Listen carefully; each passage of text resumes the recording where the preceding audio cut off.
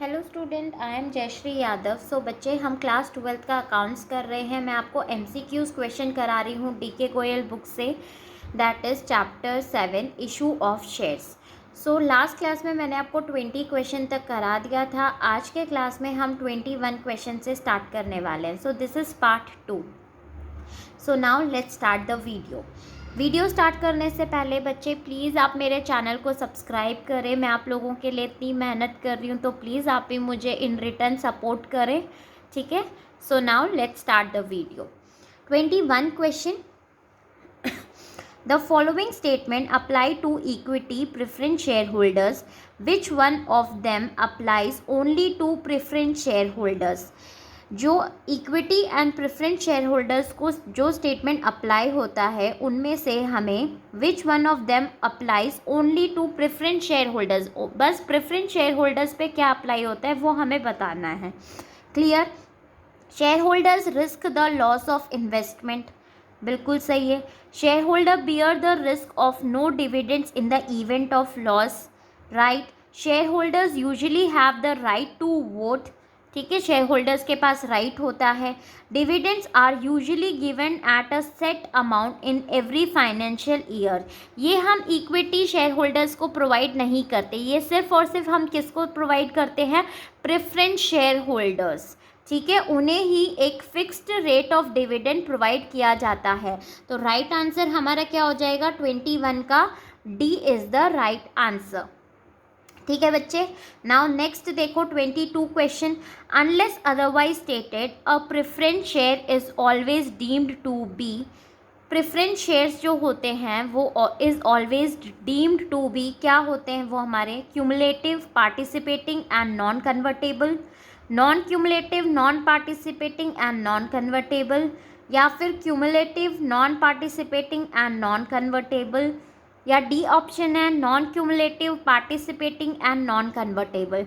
तो right option is कि cumulative, non participating and non convertible, ठीक है। तो preference share is always deemed to be cumulative, non participating and non convertible, ठीक है। तो इसका राइट आंसर हमारा है सी।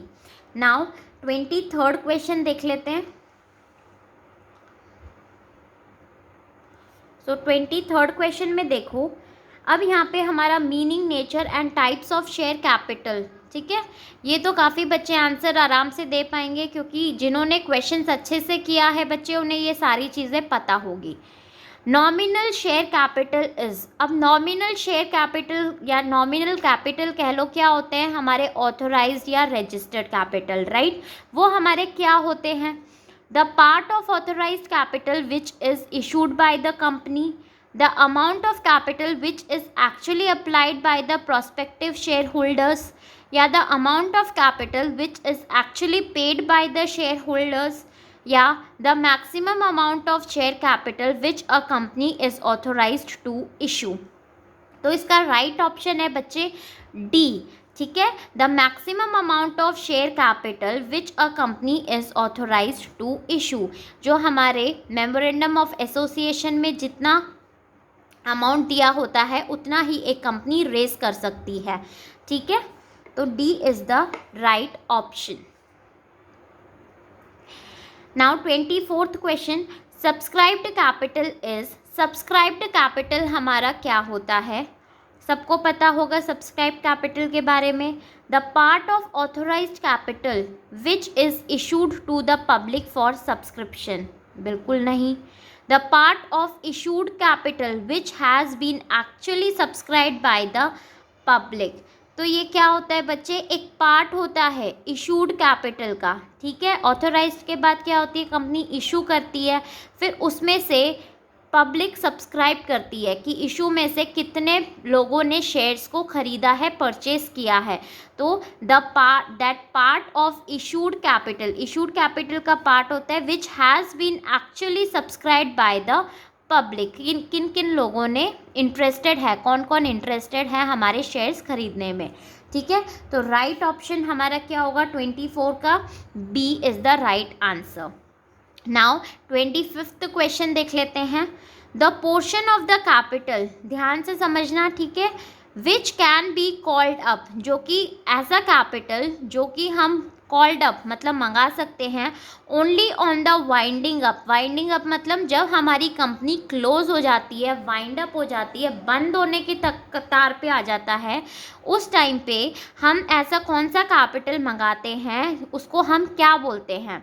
Winding up of the company is called authorised capital, called up capital, uncalled up capital या फिर रिजर्व कैपिटल। तो बच्चे वो हमारा राइट आंसर है रिजर्व कैपिटल। ऐसा कैपिटल जिसको हम रिजर्व करके रखते हैं, जब हमारी कंपनी वाइंड अप होने वाली होती है उस टाइम पे हम इसे मंगाते हैं। Is it clear? Now 26th question, reserve capital and capital reserve दोनों में डिफरेंस है, आप इसको ज़रूर पढ़िएगा, ठीक है, आपको अच्छे से समझ में आ जाएगा। Now capital included in the total balance sheet of a company is called capital included in total balance sheet, ठीक है, जो हमारी बैलेंस शीट में होता है of a company is called, उसे हम क्या बोलते हैं? Issued capital, subscribed capital, called up capital या ऑथोराइज्ड कैपिटल। तो इसका राइट आंसर है बच्चे, उसे हम क्या बोलते हैं? सब्सक्राइब्ड कैपिटल, ठीक है। तो इसका 26 का राइट आंसर है हमारा B is the right answer. Now 27th question, dash is transfer to capital reserve. Capital reserve में हम क्या ट्रांसफ़र करते हैं? ठीक है, profit from sale of fixed assets, बिल्कुल करते हैं। Premium on issue of shares, बिल्कुल। Profit on forfeiture of shares, बिल्कुल, तीनों चीज़ें करते हैं। All of above is the right answer, ठीक है, simple. Now 28th question, reserve capital, अभी अभी बताया था रिजर्व कैपिटल हमारा क्या होता है, ठीक है। इज ऑल्सो नोन एज, उसे हम और क्या बुलाते हैं? कैपिटल रिजर्व बुलाते हैं, कॉल्ड अप कैपिटल बुलाते हैं, या सब्सक्राइब्ड कैपिटल, या नन ऑफ अबव। तो आंसर सबको पता होगा नन ऑफ अबव, इनमें से हम इन्हें कुछ भी नहीं बुलाते, ठीक है। Now 29th, reserve capital is, reserve capital हमारा क्या है? डेफिनेशन पूछी है, ठीक है, अभी अभी ऊपर एक्सप्लेन किया था, सबको याद हो गया होगा। Subscribed capital, capital reserve, uncalled capital, part of the uncalled capital which may be called only at the time of liquidation of the company। तो right answer क्या होगा? D is the right answer। ऐसा 30th question देख लेते हैं बच्चे, which of the following statement does not relate, जो कि इसको रिलेट नहीं करता रिजर्व कैपिटल को, वो हमें बताना है। सो सबसे फर्स्ट ए ऑप्शन है, it is a part of uncalled capital of a company, ये तो हो नहीं सकता। It cannot be used during the lifetime of a company. It can be used for writing of capital losses, या it is a part of subscribed capital। तो इनमें से सबको पता चल गया होगा कि ऑप्शन कौन सा है हमारा, सी इज़ द राइट ऑप्शन, क्योंकि it can be use for writing of capital losses. क्या हम रिजर्व कैपिटल को यूज़ कर सकते हैं हमारे जो भी लॉसेस हैं उनको राइट ऑफ करने के लिए? जी नहीं। रिजर्व कैपिटल अभी अभी पीछे हमने डिस्कस किया था क्या होता है, ये हम ऐसा कैपिटल है जो हम जब हमारी कंपनी वाइंड अप होने वाली होती है उस टाइम पे हम इसे मंगाते हैं, ठीक है। तो राइट ऑप्शन क्या होएगा इसका? C is the right option. Now 31st question, in the balance sheet of a company under the heading share capital, share capital के हेडिंग के अंदर एट लास्ट इज शोन, किसको हम एट लास्ट शो करते हैं? मतलब आखिरी में किसको हम शो करते हैं बैलेंस शीट में? सबको बैलेंस शीट पता होगी बच्चे। ऑथोराइज शेयर कैपिटल, इसको हम सबसे फर्स्ट दिखाते हैं ऑथोराइज शेयर कैपिटल को। Subscribed share capital, issued share capital, या रिजर्व शेयर कैपिटल। तो किसको हम सबसे लास्ट में दिखाते हैं? सबसे पहले ऑथोराइज्ड, फिर हमारा इशूड आता है, उसके बाद हमारा क्या आता है? सब्सक्राइब्ड, ठीक है। तो इसका राइट आंसर हमारा क्या होगा? Subscribed share capital. सबसे लास्ट में हम इसे ही दिखाते हैं, सबसे पहले authorise share capital, then issued share capital, फिर उसके बाद हमारा सब्सक्राइब्ड शेयर कैपिटल, ठीक है। Now next 32 question, which of the following is not shown under the heading share capital in a balance sheet? किसको हम शो नहीं करते हैं? Subscribe capital, issued capital, reserve capital या ऑथोराइज्ड कैपिटल? तो बच्चे हम किसको शो नहीं करते हैं? आई थिंक सबको आंसर पता होगा इसका। C is the right answer. Reserve capital को हम बैलेंस शीट में शो नहीं करते हैं। ठीक है, reserve capital is a part of, ये किसका पार्ट होता है? Paid up capital, forfeited share capital, assets या capital to be called up only on liquidation of company? तो राइट आंसर क्या होगा? D is the right answer, capital to be called up only on liquidation of a company.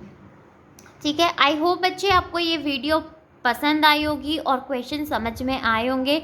So please मेरे video को like, share and comment ज़रूर करें। और बच्चे आप सबसे एक रिक्वेस्ट है, जो भी मेरी वीडियोस देख रहे हैं प्लीज़ आप मेरे चैनल को सब्सक्राइब कीजिए। Thank you.